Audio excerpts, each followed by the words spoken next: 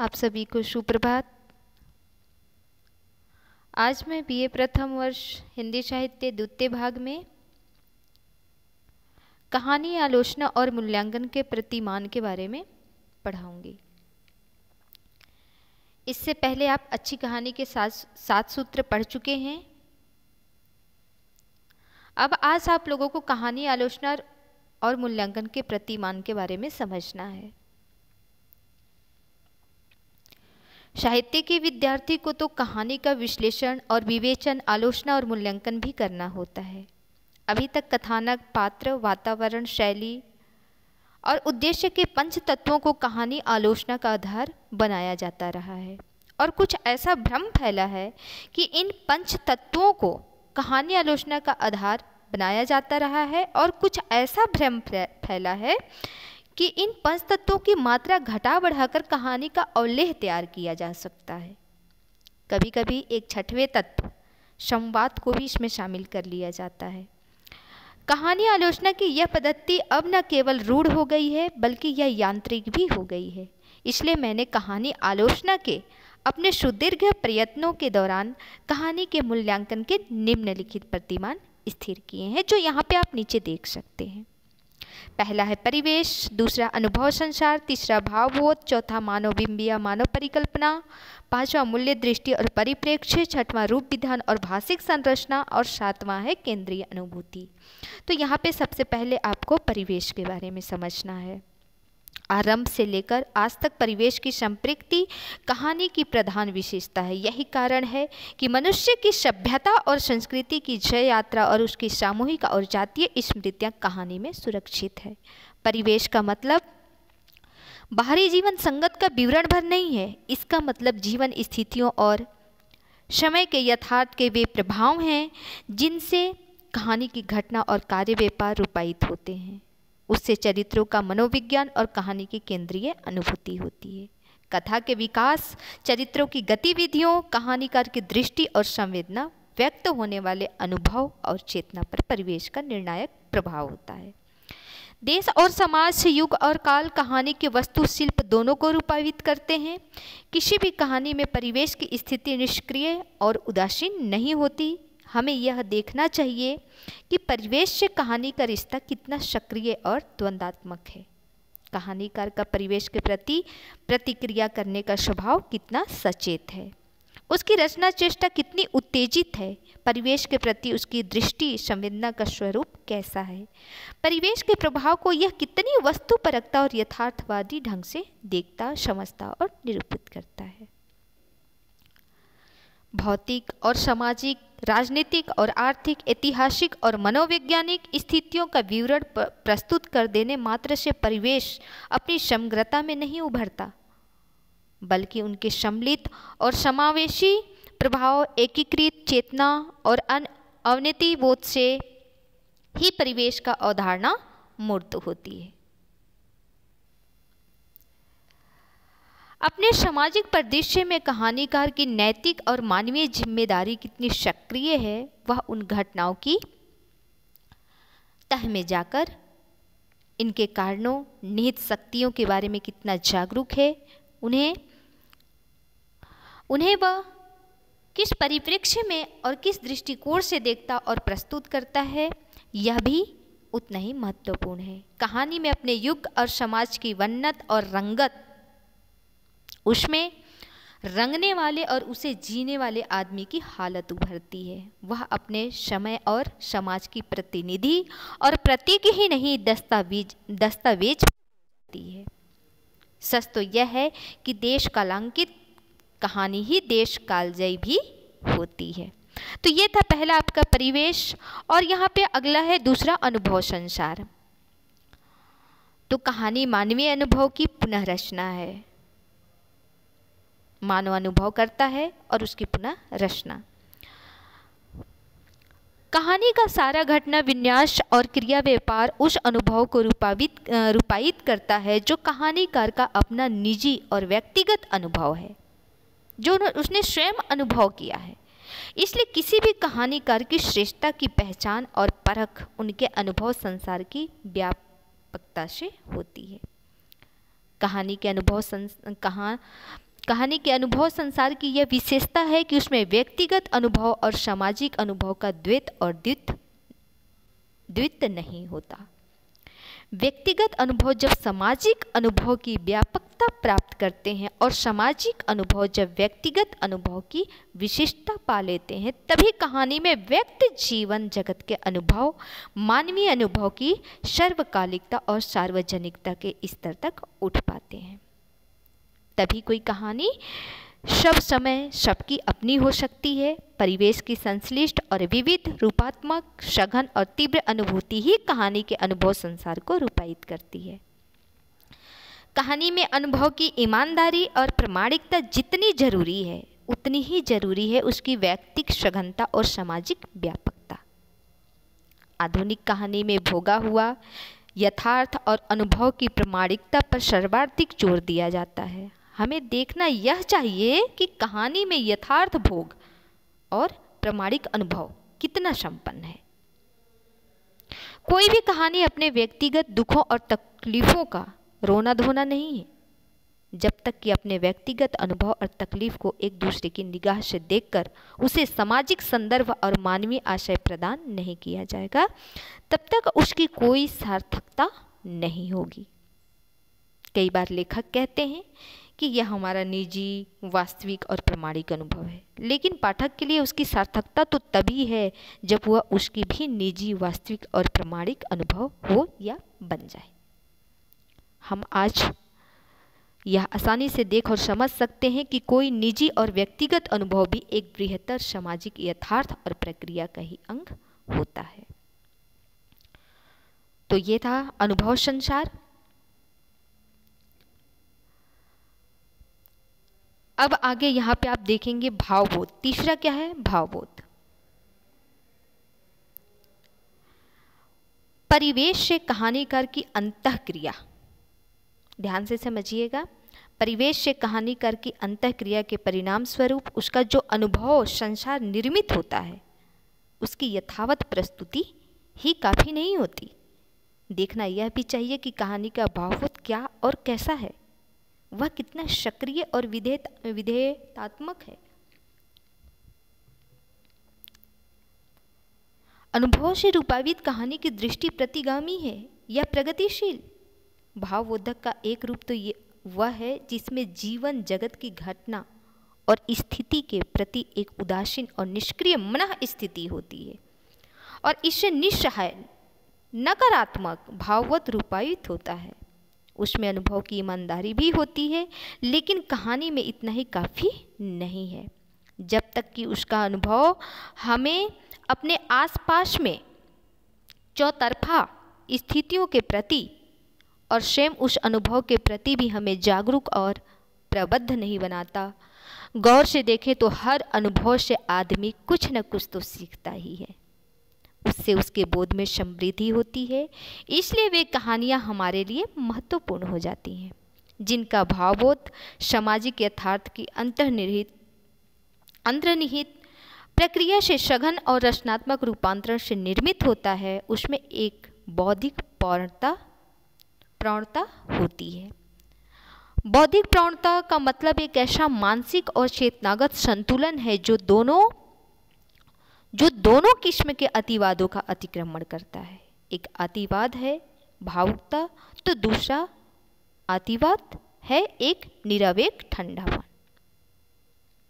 कहानी के चरित्रों, स्थितियों और प्रसंगों के प्रति कुछ कहानीकार अत्यंत भावुक होते हैं। ये पाठक की करुणा भी बटोर लेते हैं, लेकिन इससे मानव स्थिति का यथार्थ अपनी क्षमता में अभिव्यक्त नहीं होता।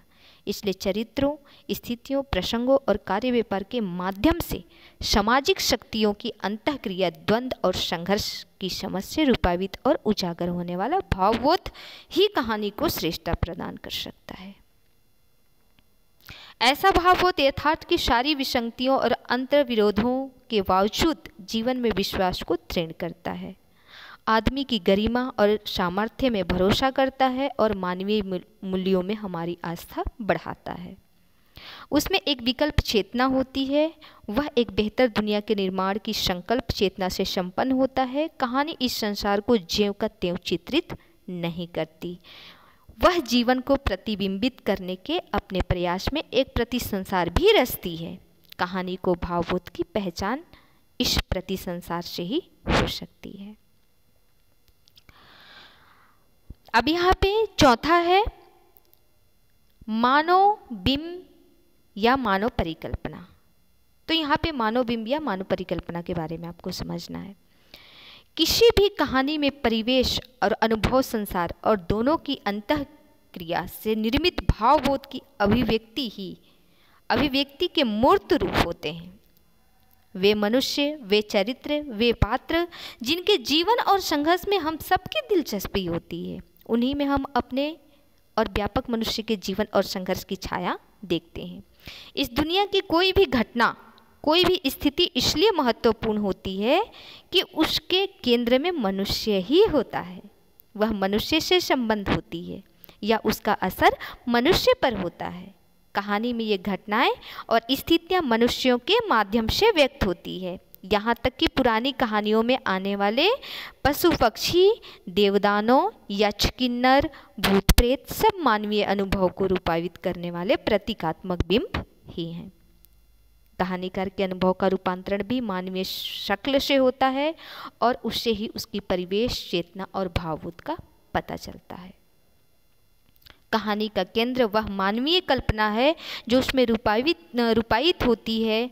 अंतर ब्रह्मा जीवन और जगत से व्यक्ति की सघन अंतःक्रिया के परिणाम स्वरूप जो अनुभव जन्म लेते हैं वही मान बिंबों में रूपायित होते हैं। व्यक्ति चरित्र के रूप में ढलकर वही कहानीकार की अनुभव, समृद्धि और विविधता के प्रतीक और प्रतिनिधि हो जाते हैं। कहानी से उभरने वाले मनुष्य के रूप ही उसके प्रासंगिकता और प्रामाणिकता प्रदान करते हैं। इसके लिए जरूरी यह है कि व्यक्ति की भीतरी और बाहरी प्रतिक्रियाओं, उसकी मानसिक और चारित्रिक विशेषताओं की यथार्थवादी पहचान और उसकी विश्वसनीय प्रस्तुति। हमें देखना यह चाहिए कि कहानी में से उभरने वाले मनुष्य और उसके क्रियाकलाप, उसकी गतिविधियाँ, उसका सोच विचार, उसका आचरण व्यवहार कितना यथार्थवादी और आश्वस्तकारी है। परिवेश और सामाजिक स्थिति, भावबोध और अनुभव संसार से उसकी कितनी संगति है। कहानी में से उभरने वाले मानव बिंब हमारे जीवन, जगत, देश काल के केंद्रीय बिंब से कितने समरस हैं।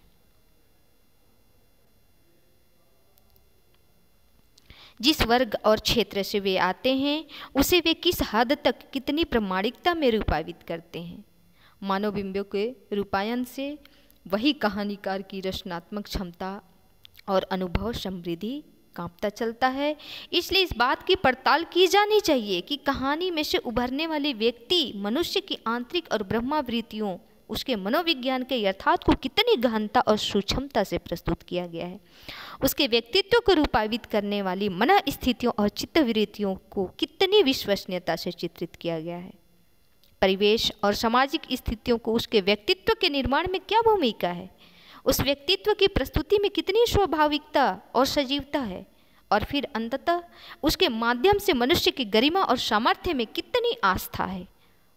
वह मानवीय मूल्यों की प्रतिष्ठा के लिहाज से कितना महत्वपूर्ण है। तो ये था आप लोगों के समक्ष मानव बिंब या मानव परिकल्पना के बारे में जानकारी। अब यहाँ पे आगे आपको देखना है मूल्य, दृष्टि और परिप्रेक्ष्य। पांचवा क्या है? मूल्य, दृष्टि और परिप्रेक्ष्य के बारे में।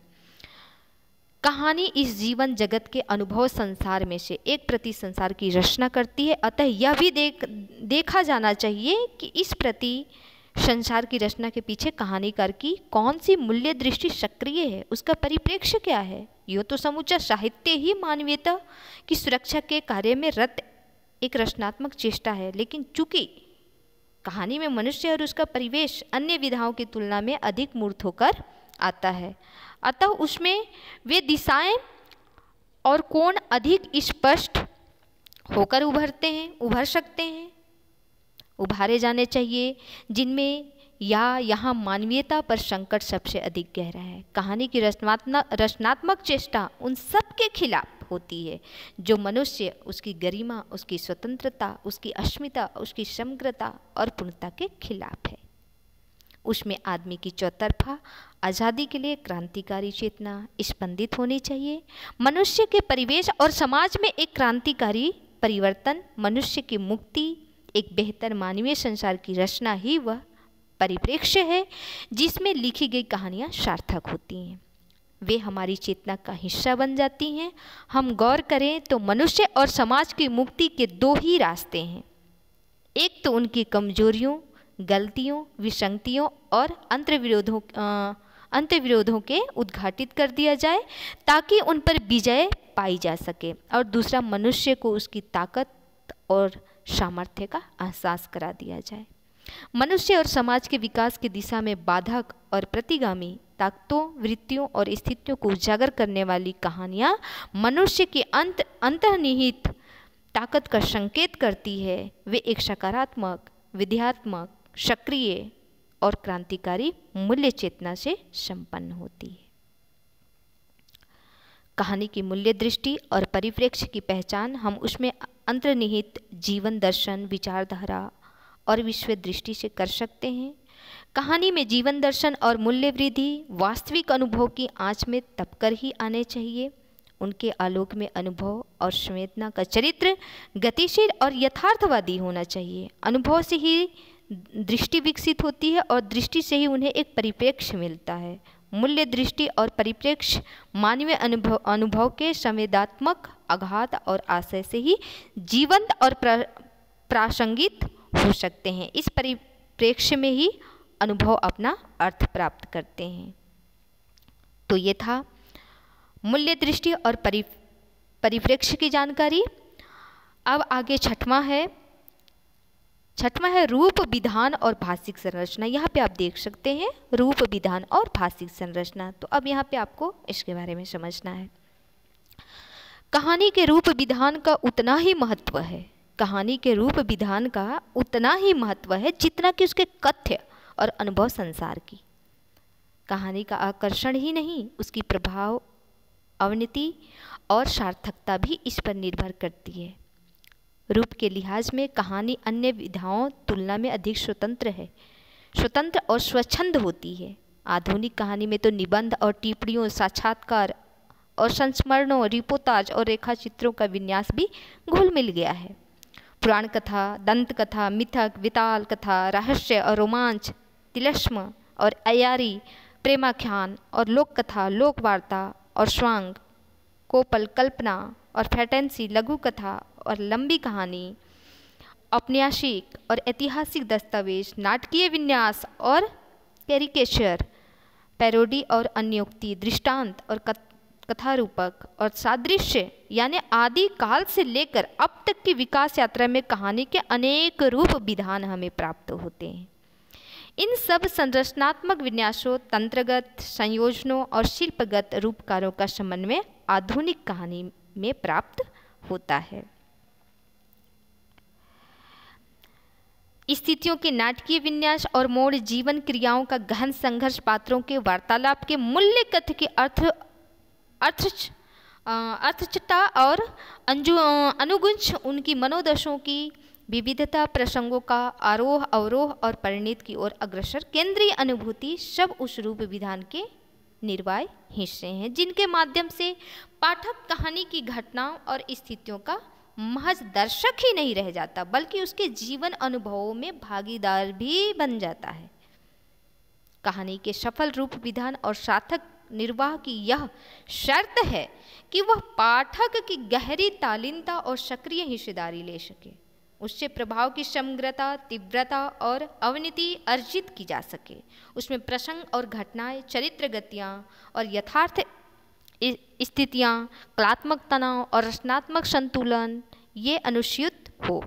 एक सफल और सार्थक कहानी पाठक की इतनी अपनी हो जाती है कि वह उसे हमेशा याद रखता और उसका हवाला देता है।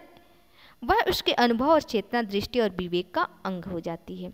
रूप विधान की सार्थकता का केंद्र कहानी की भाषिक संरचना है। कहानी की गहन और संश्लिष्ट अनुभूति, संवेदना और प्रयोजन के यथावत संप्रेषण के लिए भाषिक संरचना का आत्यंतिक महत्व है। कहानी की अंतर्वस्तु जिस समाज और आदिम की होती है, भाषा भी उसी स्रोत और परिवेश से आनी चाहिए। भाषिक संरचना की प्रमुख शर्त उसकी सहजता है। सहजता का मतलब सरलता नहीं है, उसका मतलब अभिव्यक्ति की सहजता है, जो एक लंबी रचना प्रक्रिया और अनुभव या अनुभूति के दीर्घ संघर्ष से प्राप्त होती है। सीधी और सहज भाषा एक बेहद परिपक्व, वयस्क और गहरे चिंतन मनन का परिणाम होती है। तो ये था रूप विधान और भाषिक संरचना। अब यहाँ पे आखिरी है कहानी आलोचना और मूल्यांकन के प्रतिमान में 7वां क्या है, केंद्रीय अनुभूति। यहाँ पे आपको केंद्रीय अनुभूति के बारे में समझना है। कहानी के उपयुक्त सारे प्रतिमान, यहाँ पे अभी आपने जितने भी प्रतिमान के बारे में समझे, तो उन सारे प्रतिमान आत्यंतिक रूप से इसी की सिद्धि के उपकरण हैं। किसके? केंद्रीय अनुभूति। कहानी का संकलित और एकत्र प्रभाव उस केंद्रीय अनुभूति को प्रांगण और घनीभूत करना है, जिसे पाठक तक संप्रेषित करना कहानीकार का लक्ष्य होता है। कहानी का केंद्रीय विचार और आशय, मूल दर्शन और कथ्य, मुख्य विषय और कार्य सब मिलकर केंद्रीय अनुभूति को विन्यस्त करते हैं। वही कहानी के प्रभाव की अवनति का कारण होती है। अपनी सारी रचनात्मक चेष्टा से कहानी इस केंद्रीय अनुभूति को ही अभिव्यक्त करती है। यह केंद्रीय अनुभूति ही पाठकों के दिल दिमाग में एक हलचल पैदा करती है, उसकी चेतना और संवेदना का अंग बनती है और उसके अनुभव और दृष्टि को समृद्ध करती है। कहानी की आलोचना के ये प्रतिमान इतने स्वतंत्र और अलग अलग इकाई के रूप में कहानी में विद्यमान नहीं होते। कहानी की संरचना में वे संश्लिष्ट और समावेशी रूप में समरस होते हैं।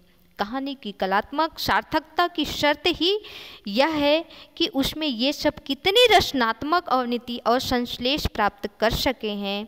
ये कहानी के पठन पाठन और आस्वाद में तो हमारी सहायता करते ही हैं, कहानी की आलोचना और मूल्यांकन का विवेक भी जागृत करते हैं। इनके आधार पर एक श्रेष्ठ और कलात्मक कहानी की परख की जा सकती है। तो ये था आप लोगों के समक्ष कहानी आलोचना और मूल्यांकन के प्रतिमान। तो आज के लिए बस इतना ही।